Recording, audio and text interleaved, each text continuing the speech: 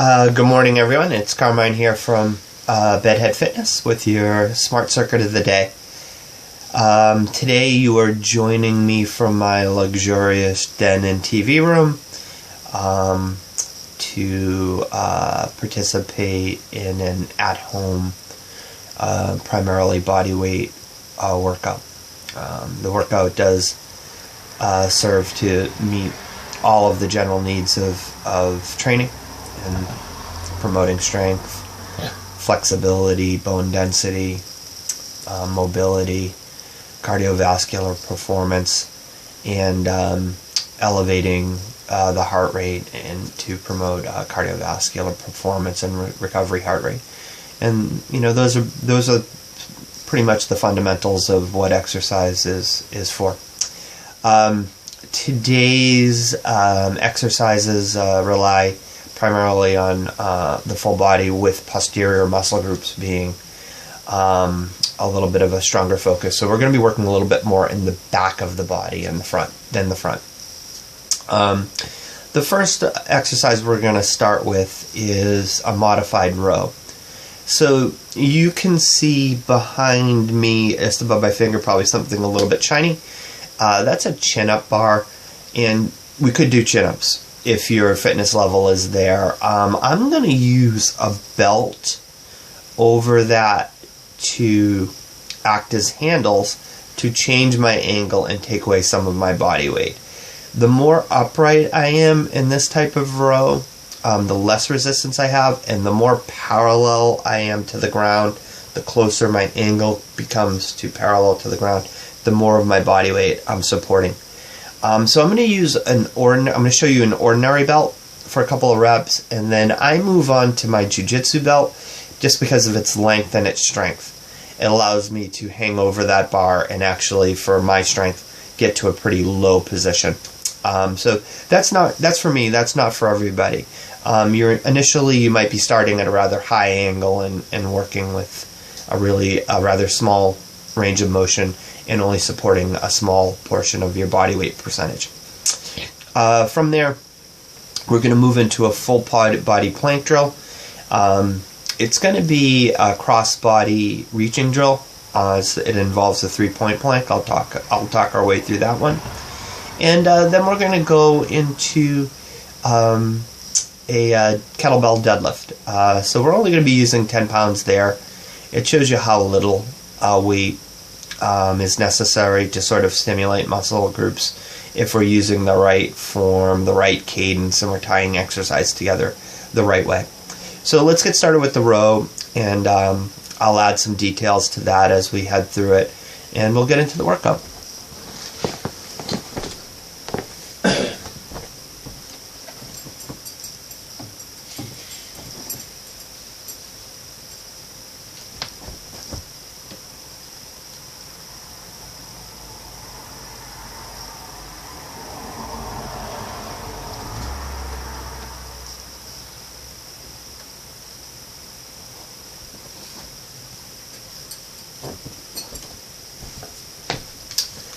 So there you were seeing the start of the row as I was doing it with just an ordinary belt. I was rather upright.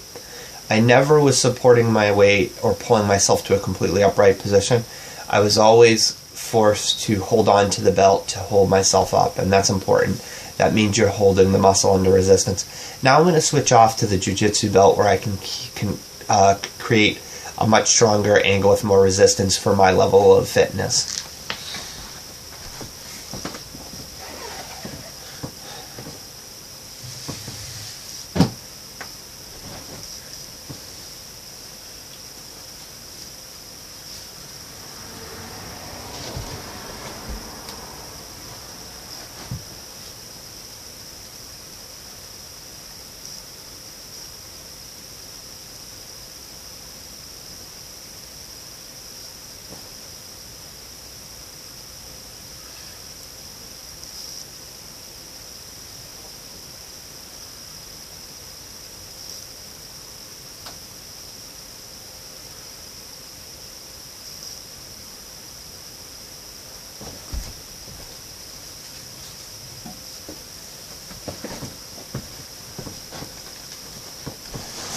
So I walked through 20 repetitions there at a pretty high resistance angle.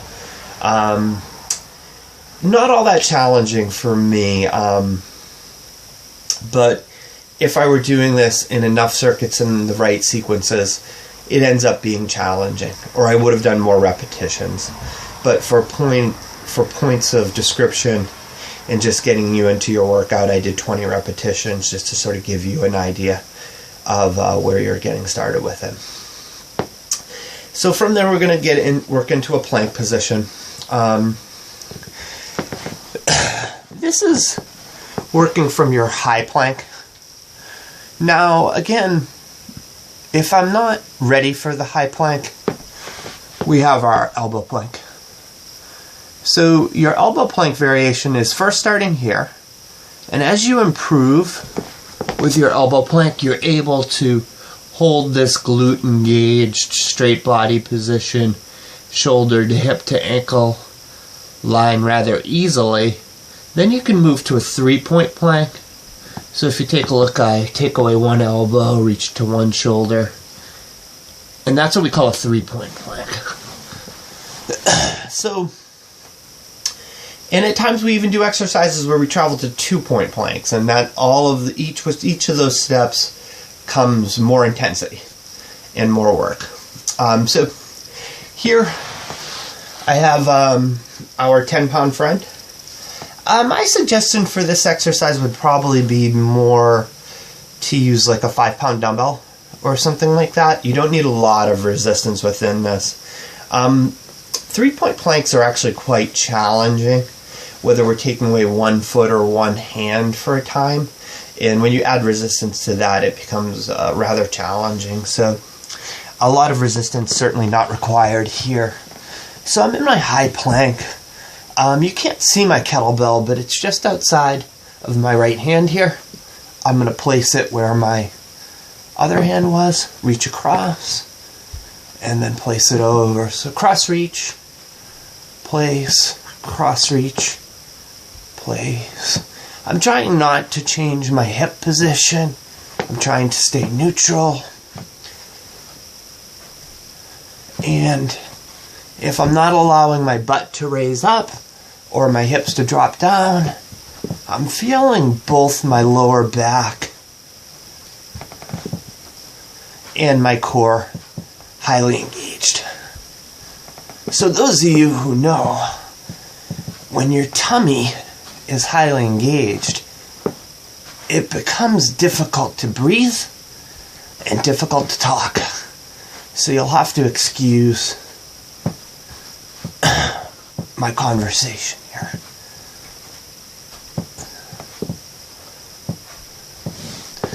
So that gives you a good idea of that motion. It is full body. My heart rate has elevated, and I would have continued to elevate it even more to take myself to a rather breathless place. So by rather breathless, if someone were talking to me, I shouldn't be able to easily talk to them. Since this falls into an interval circuit style of workout, that's a good physical indicator. That breathing versus conversation method. So if you're in an interval and you're trying to elevate and hit the peak of the interval compared to the average elevation, and when you're peaking, you want to not be able to talk to someone conversationally easily. It should be hard to talk to someone.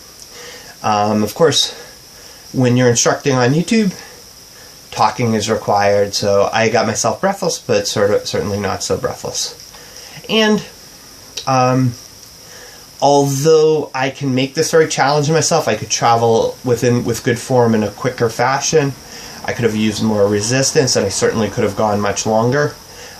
This is for demonstration purposes to get you going in your workout more so than for me myself. For me, this is a little bit of an insurance policy, and it's a good way for me to start my day and to help you start your day. So our third movement is we've used our lats in our pull down motion in all the muscles of the back, spina erecta, your lumbar and back extensors, are involved. Your rhomboids, rear delts, those are all involved in the row. All of those muscle groups involved again with the plank, but in holding the high plank, our chest and shoulders become involved in the movement, and then our deltoid in moving the kettlebell back and forth.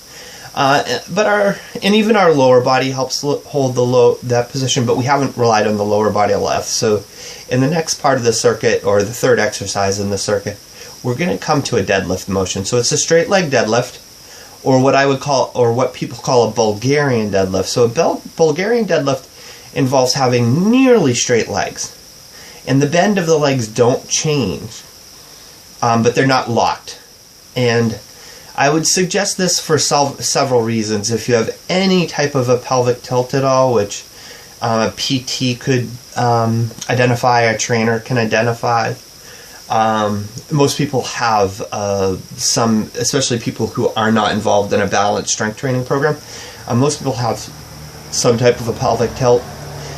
Your Bulgarian deadlift is just a little bit easier in terms of lengthening hamstring, improving hamstring flexibility, hamstring strength, and keeping a good position. And let's go through that position. So I'm using our friend the 10-pound kettlebell here. Now, I'm going to change the angle of the camera. So here, I'm in an open stance, and I'm keeping my lower back engaged.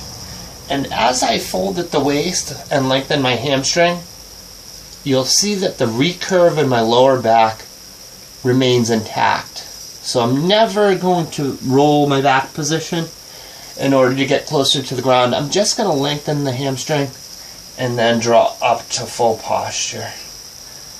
Lengthen the hamstring, up to full posture.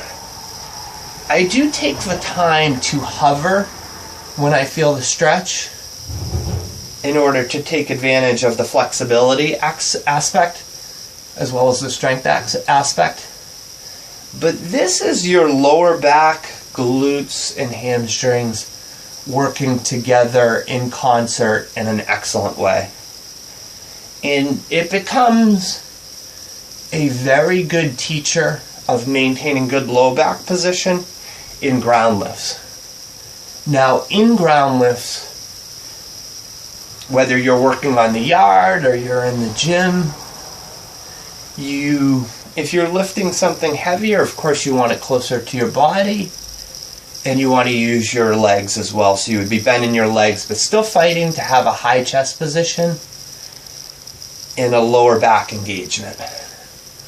The other thing within the motion is, as I'm bowing is a great word, because as I travel through the movement, a good way to keep my chest high and my recurve in my lower back is to act as if I am looking someone in the eye as I bend down. That keeps my chin up, and it tends to just help hold together back position better. There's a rule that applies to a lot of athletics and a lot of training forms. It's look down, go down. So this is an example of look down, go down. So I'm back into my deadlift position. I have the resistance in my left hand now. And I'm folding, and you can see I'm maintaining a good lower back position, but I look down, and suddenly my back position has changed to not a terrible position, but not as good a position. So I'm going to keep my chest high, my lower back recurved, and I'm only going to come as deep as I can, looking myself in the eye. Shoulder over hip at the top, lowering, extending, taking advantage of the flexibility, and then drawing up. I'm not extraordinarily flexible with the hamstring, so I'll tend to use a wider stance, and it allows me more flexion at the hip as I fold at the waist. If I were more flexible, I would draw to a more narrow position, and then I have a greater distance to make it to the ground. So if you have great hamstring flexibility, even with a good back position, and I can't, I might easily make it to the ground.